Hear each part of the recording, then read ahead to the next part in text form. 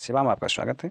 आज हम लोग सामान्य हिंदी का प्रैक्टिस सेट करेंगे, जिसका पहला क्वेश्चन है, घर का उजाला मुहावरे का अर्थ बताएं।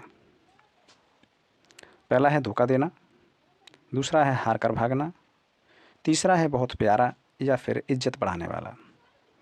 घर का उजाला का अर्थ क्या होना चाहिए? इसका सही आंसर है इज्जत बढ़ाने वाला, यानी घर का उजाला, घर का उजाला इज्जत बढ़ाने वाला। नेक्स्ट क्वेश्चन, अंबर शब्द का पर्यायवाची शब्द बताएं।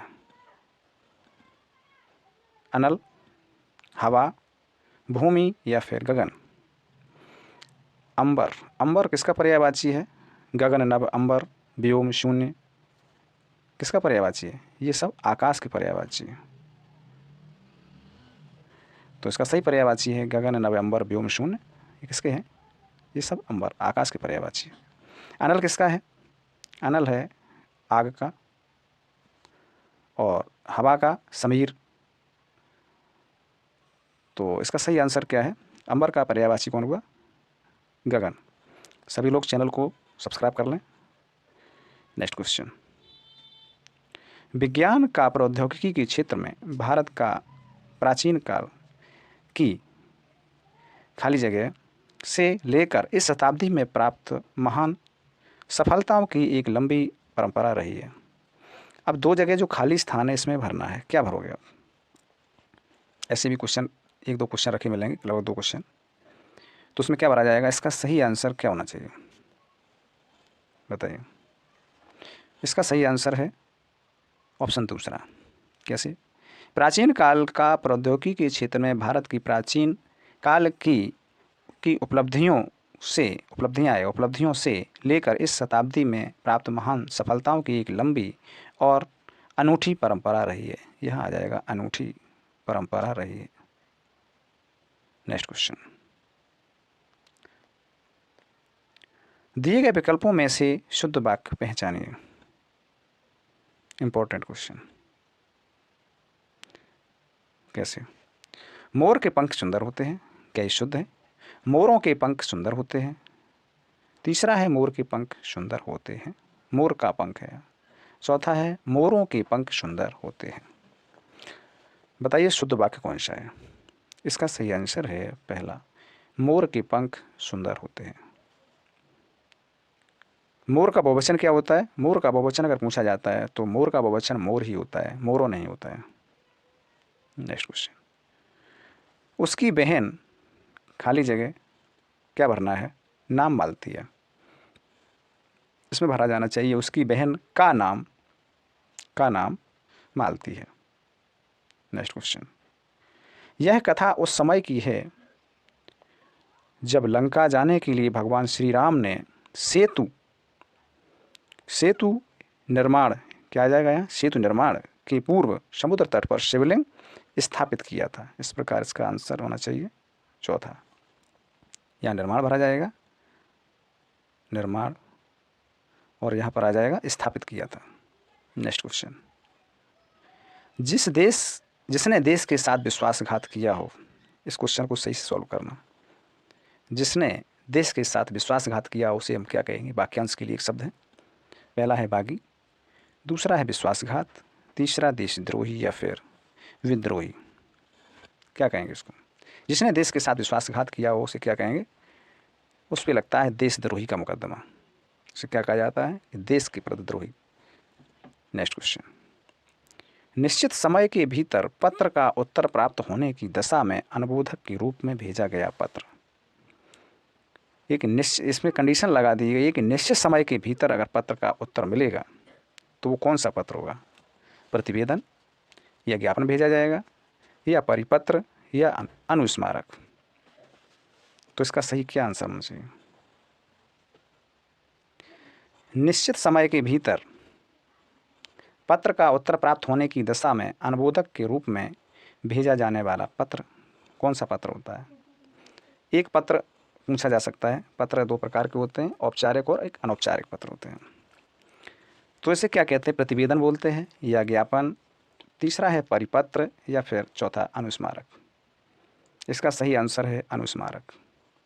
इसको अंग्रेजी में बोलते हैं रिमाइंडर। नेक्स्ट क्वेश्चन, किस क्रम में सत्य कथन है? सही कथन का चयन करना है। 3 गलत होंगे, 1 सही है। सरकारी कामकाज की भाषा को राजभाषा कहते हैं। दूसरा है संविधान की 8वीं अनुसूची में 15 भाषाएं सम्मिलित हैं। संविधान में हिंदी को राष्ट्रभाषा घोषित किया गया है। और चौथा है केंद्रीय हिंदी समिति के अध्यक्ष मुख्यमंत्री होता है। बताइए इसमें कौन सा कथन है वो सत्य है? इसमें है पहला कि सरकारी कामकाज की भाषा को हम कहते हैं राजभाषा। राजभाषा, जो राजभाषा में सरकारी जितने भी कामकाज होते हैं उसको क्या बोलते हैं? राजभाषा, ना कि राष्ट्रीय भाषा, और ना ही भारत की कोई राष्ट्रीय भाषा है। नेक्स्ट क्वेश्चन, किस क्रम में सही मेल नहीं है? ग्रह का अर्थ होता है दशा या ग्रह का अर्थ घर। चिर बहुत, बहुत समय, और चीर वस्त्र का एक खंड होता है। तरड़ी, तरड़ी का अर्थ होता है सूर्य, और तरड़ी, तरड़ी का अर्थ होता है नाव। मात्र का मतलब केवल, और मात्र का मतलब माता। इसमें कौन सा मेल है जो सही नहीं है? इसका सही आंसर है पहला, क्योंकि ग्रह का तो घर होता है लेकिन ग्रह, ग्रह का दशा नहीं होगा, क्योंकि ग्रह कौन से होते हैं? सूर्य की परिक्रमा करने वाले उनको कहते हैं ग्रह। तो इसका आंसर है ये वाला, मेल नहीं है। नेक्स्ट क्वेश्चन, किस क्रम में भद्र का तद्भव रूप है? भद्र, भद्र का अर्थ, भद्र कैसा है? भद्र एक है तत्सम रूप, लेकिन अगर तद्भव रूप पूछा जाए तो कौन सा होगा? भला, भद्दा, बद या भदा? इसका कौन सा होगा? इसका सही आंसर है भला। भद्र का मतलब है भला। भला कैसा शब्द है? ये तद्भव शब्द है। सामने जो बड़ा सा मकान दिखाई दे रहा है वह मेरा है, मैं कौन सा सर्वनाम है? सामने जो बड़ा सा मकान दिखाई दे रहा है वह मेरा है, मैं कौन सा सर्वनाम है? निजवाचक, संबंधवाचक, निश्चयवाचक या फिर पुरुषवाचक? सामने जो बड़ा सा मकान दिखाई दे रहा है वह मेरा है, तो क्या है? इसमें एक निश्चयवाचक की बात कर रहा है, निश्चित रूप से वह मेरा है। तो उसका सही आंसर है निश्चयवाचक। वह मेरा है या यह मेरा है, तो क्या है सब? यह है वह, ये निश्चयवाचक है। सतसई, बिहार ने सतसई लिखी। सतसई शब्द कौन सा विशेषण है? समुच्चय बोधक, समुदाय बोधक, परिमाण बोधक या फिर क्रम बोधक? पहले तो सतसई का अर्थ होना चाहिए पता। सतसई मतलब होता है 700 श्लोकों का समूह, यानी सतसई में 700 श्लोक, ये 700 दोहे, दोहों का समूह है सतसई। तो जहाँ अगर यहाँ किसकी बात हो रही है? समुच्चय की बात हो रही है, एक समूह की बात हो रही है, तो क्या होगा यहाँ? समुच्चय बोधक। इसका आंसर है पहला, ये कैसा है? समुच्चय बोधक, सतसई। नेक्स्ट क्वेश्चन, किस क्रम में परिमाण बोधक विशेषण है? आज मैंने अधिक केले खा लिए, उस पुस्तक को पढ़ो, मोहन 2 किलो दूध पी गया, या फिर सोहन 5 केले खा गया? परिमाण, परिमाण की बात कर रहा है। तो आज मैंने अधिक केले खा लिए, अधिक केले खा लिए या कम केले खा लिए, तो इसमें कौन सा है? अनिश्चित वाचक, संख्यावाचक है। और तीसरा है मोहन 2 किलो दूध पी गया। 2 किलो शब्द है इसमें, ये परिमाण की बात कर रहा है, तो इसका आंसर है मोहन 2 किलो दूध पी गया। सोहन 5 केले खा गया, यहाँ कौन सा होगा? ये संख्यावाचक विशेषण होगा, संख्यावाचक विशेषण। नेक्स्ट क्वेश्चन, जिस क्रम में वही समास विग्रह नहीं हुआ है, सही समास विग्रह बताना है आपको। नीली है जो गाय, नील गाय, बिल्कुल सही हुआ है। बैलों से खींची जाने वाली गाड़ी, बैलगाड़ी, ये भी सही है। क्रोध रूपी अग्नि, क्रोधाग्नि, बिल्कुल ये भी सही है। 9 हैं जिसमें विधियाँ, 9 विधि, ये नहीं है। इसका आंसर ये विग्रह नहीं है, क्योंकि 9 विधि का अर्थ ही होता है कि नई विधि, इसका अर्थ होना चाहिए था। 9 विधि का मतलब होता है नई विधियाँ, नई विधि, 9 विधि, जैसे नवयुवक, नया युवक, इसका अर्थ ये गलत है। नेक्स्ट क्वेश्चन, कौन सा विशेषण निश्चित संख्यावाचक विशेषण नहीं है? इस क्वेश्चन में टाइपिंग गलत है। चलते हैं नेक्स्ट प्रश्न की ओर। मैंने आम ले लिया है का बहुवचन क्या होगा? बहुवचन बताना है। हमने आम ले लिए हैं या मैंने आम ले लिए हैं। तीसरा है हमने आम ले लिया है, या फिर चौथा मैंने आम लिए हैं।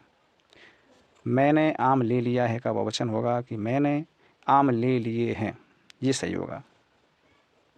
नेक्स्ट क्वेश्चन, वह काम बहुत ढंग से करते हैं। काल पहचानिए। सामान्य भविष्यत काल, सामान्य भूतकाल, संभाव्य भविष्यत काल या फिर सामान्य वर्तमान काल। वह काम बहुत ढंग से करते हैं, इसका सही आंसर है सामान्य वर्तमान काल। ता है ती है ते है, क्या है? सामान्य वर्तमान काल। पहचान है इसकी। नेक्स्ट क्वेश्चन, विकल्पों में स्त्रीलिंग शब्द का चयन करें। सागर, अग्रजा, छात्र या फिर राजन। बहुत अच्छा क्वेश्चन है। स्त्रीलिंग शब्द है इसका अग्रजा। अग्रजा, अग्रज, अग्रज माना होता है बड़ा भाई, और अग्रजा माना होती है बड़ी बहन। बड़ी बहन, बहन नहीं होती है, बड़ी बहन होती है, बहन। खटाई में पड़ना मुहावरे का अर्थ क्या है? बहुत कष्ट होना, नुकसान होना, पछतावा होना या फिर निर्णय न होना। खटाई में पड़ गए, खटाई में पड़ गए का मतलब दुविधा में पड़ गए, या निर्णय न होना, बीच में फंस गए।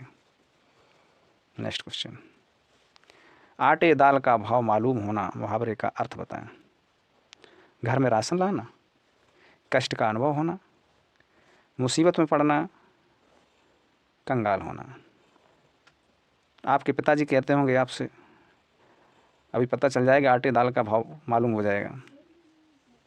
तो इसका मतलब क्या है कि कष्टों का अनुभव होना। अभी तो आपके पास कष्ट नहीं है, जैसी जैसी लाइफ बढ़ती जाएगी कष्टों का सामना करना पड़ेगा। यानी आटे दाल का भाव मालूम होना का मतलब है आपको कष्ट का अनुभव होना। नेक्स्ट क्वेश्चन, दिए गए विकल्पों में से ऋजु का विपरीतार्थी शब्द बताएं। बहुत पूछा जाता है, इंपॉर्टेंट क्वेश्चन है। ऋजु का मतलब होता है ऋजु, ऋजु का मतलब होता है ऋजु रेखा। ये ऋजु एक सीधी रेखा, सरल रेखा जो कि 180 डिग्री पर, जिसका कोण 180 डिग्री पर हो, उसको बोलते हैं ऋजु कोण या ऋजु रेखा।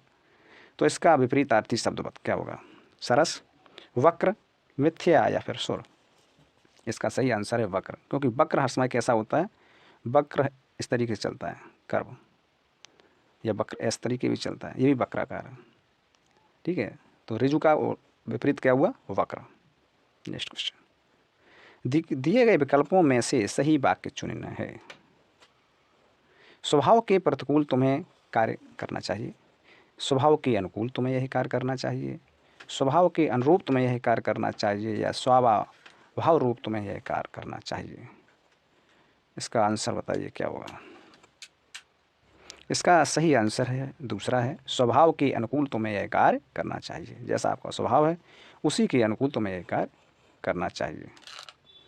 नेक्स्ट क्वेश्चन, दिए गए विकल्पों में से शुद्ध वाक्य का चयन करना है। भारत में अनेक दर्शनीय स्थल हैं। भारत में दर्शनीय स्थल अनेक देखने योग्य हैं। तीसरा है अनेक देखने योग्य दर्शनीय स्थल भारत में हैं। चौथा है भारत में अनेक दर्शनीय स्थल देखने योग्य हैं। पहले क्वेश्चन को सही से पढ़ें, सभी कथनों को पहले सही से पढ़ें, उसके बाद शुद्ध वाक्य का चयन करें। ये क्वेश्चन कम से कम तीन क्वेश्चन ऐसे मिलेंगे। तो शुद्ध वाक्य का चयन करना है, भारत में अनेक दर्शनीय स्थल हैं। उत्तर का कौन सा है? ए सही, फर्स्ट। और कदाचित शाम तक वो वापस आ जाएं में कौन सा काल है? सामान्य भविष्यत काल, संदिग्ध भविष्यत काल, संदिग्ध वर्तमान, या संदिग्ध भूतकाल, या संभाव्य भविष्यत काल।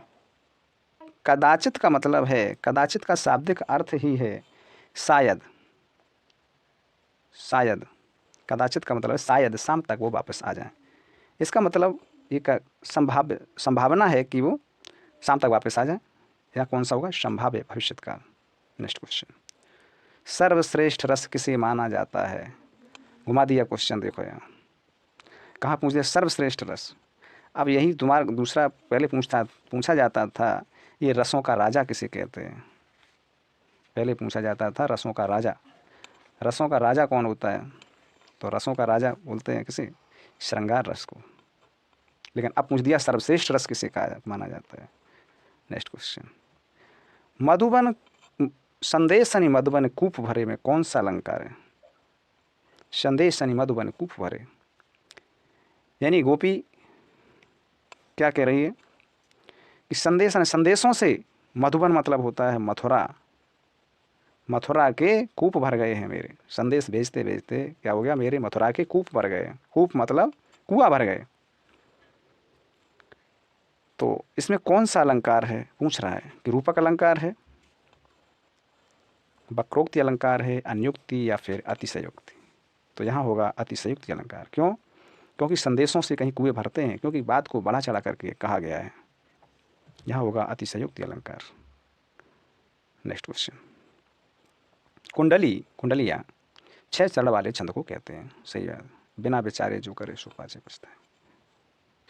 कुंडली, कुंडली का मतलब यह अर्थ होता है जिस शब्द से शुरू होगा और उसी शब्द से ही अंत होगा।